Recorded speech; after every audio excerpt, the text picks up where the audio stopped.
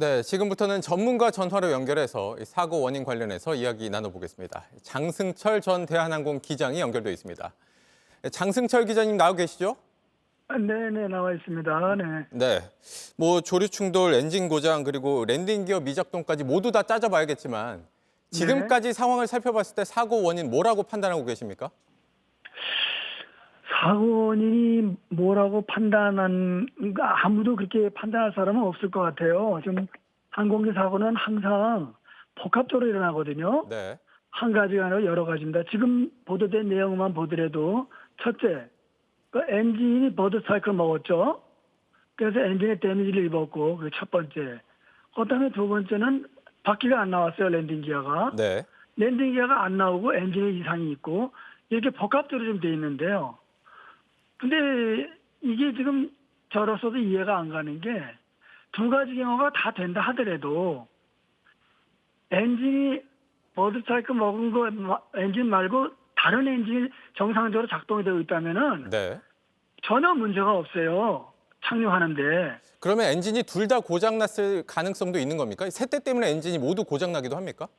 저의 개인적인 합리적인 추론은 그렇게 생각을 해요. 왜냐하면은요, 지금 이 비행기가 그 제로원으로 좀 착륙을 허가를 받았었잖아요. 네, 그래가지고 가는데 어떤 이유에서인지 복행을 해가지고 복행을 하게 되면은 저쪽 완라인 쪽으로 19 런웨이 완라인 쪽으로 이제 그쪽으로 넘어가게 돼요. 비행기가. 네. 그러면 거기서 완라인으로 착륙 허가를 갖다 급하게 받았다는데 거기서 완라인을 받은 이유가 뭐냐면 가장 빨리 내릴 수 있는 활주로 방향이 완라인이에요. 네, 거기서 다시 원래 허가받았던 제로완 쪽으로 가려면은 돌아서 가야 돼요. 네. 그럴 시간이 없었단 얘기죠, 지금. 그러니까 이게 도대체가 이게 어떤 이유에서 이렇게 급하게 메이데이를 선포했는지 또 제가 알기로는 관제사도 지금 메이데이를 갖다 선포한 이유를 갖다 모르는 것 같아요, 그 당시에는. 네. 그러니까 동체 착륙하겠다는 것도 몰랐을 것 같아요. 그냥 그 메이데이 선포하고 2분 후에 사고가 났지 않습니까? 네.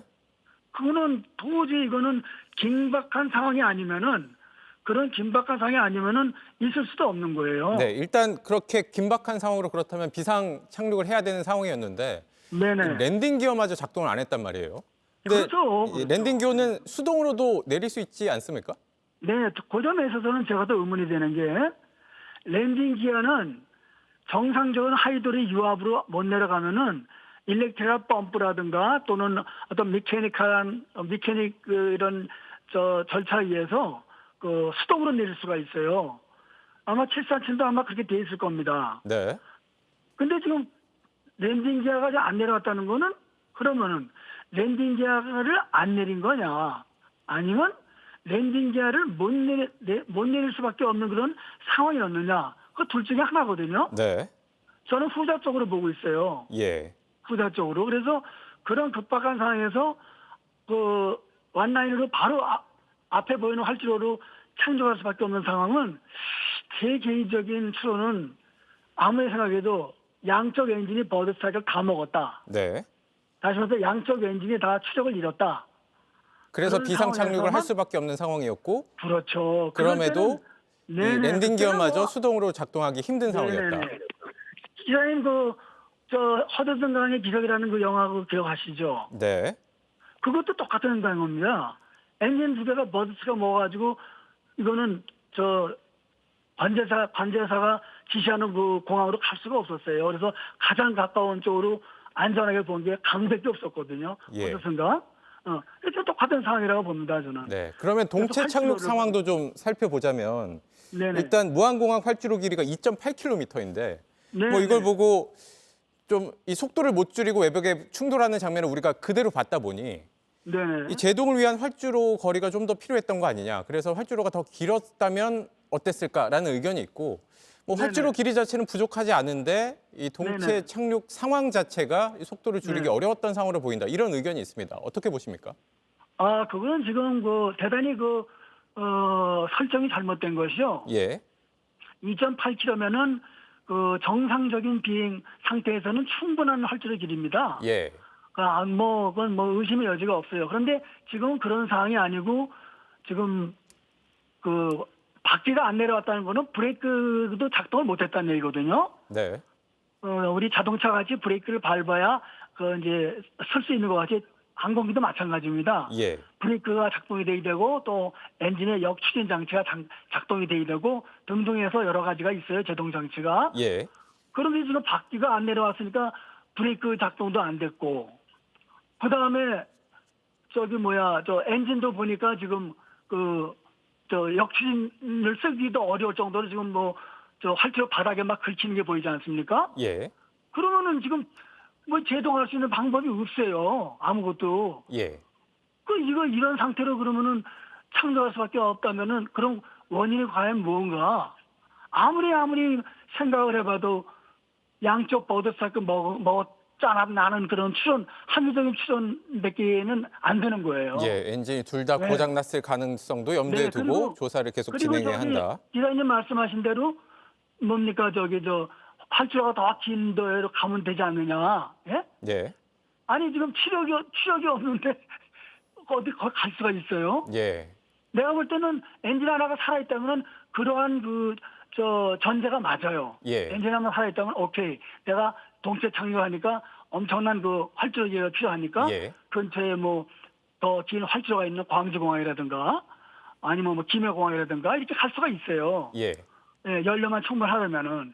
근데 지금 이 상황에서 기장이 바로 메이데이에 대한 이유를 보통은 돼요. 메이데이 예를 들어서 due to 랜딩 기어 프라블럼 이런 식으로도 얘기를 하는데 아무런 얘기들 간단하게 얘기도 안 하고 메이데이하고 바로 2, 3분에 사고가 난 걸 보면 이건 굉장히 긴박한 상황이에요. 예.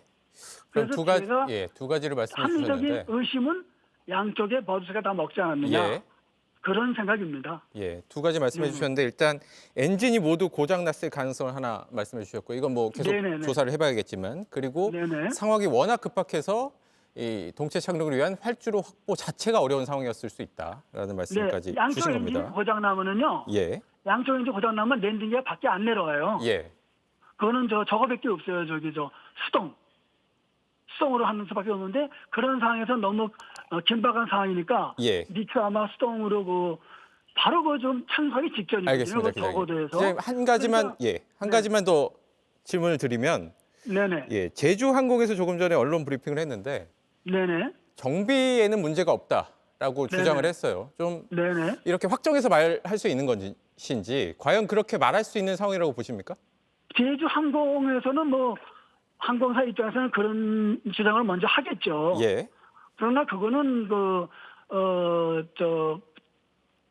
100% 맞다고 볼 수가 없죠. 그거는 조사를 해봐야 되는 거고 아마 이 조사는 국토부에서 이제 주관돼서 하는데 아마 737 제작사가 이제 보잉이거든요. 예, 예, 보잉에서도 이제 조사 나올 거고 그다음에 미국 사고 조사위원회 NTSB에도 올 거고 아마 그쪽에서 많이 올 겁니다. FAA에서도 올 거고 그래서 합동으로 아마 조사가 들어갈 겁니다. 거기에는 이제 보잉 예. 제작사에서 파트 부품을 갖다가 제작하는 그런 팀들 예, 그런 팀들 분명히 옵니다. 예. 와가지고 자세히 조사하고 나서 알겠습니다. 정비 문제가 있는지 없는지 그때 가서 결론을 내릴 거지. 예, 지금은 항공사의 알겠습니다. 주장일 뿐이죠. 예, 기장님 알겠습니다.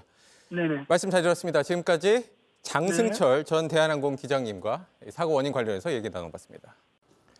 JTBC 뉴스를 시청해 주신 여러분 고맙습니다. 저희는 저녁 6시 50분 뉴스룸에서 뵙겠습니다.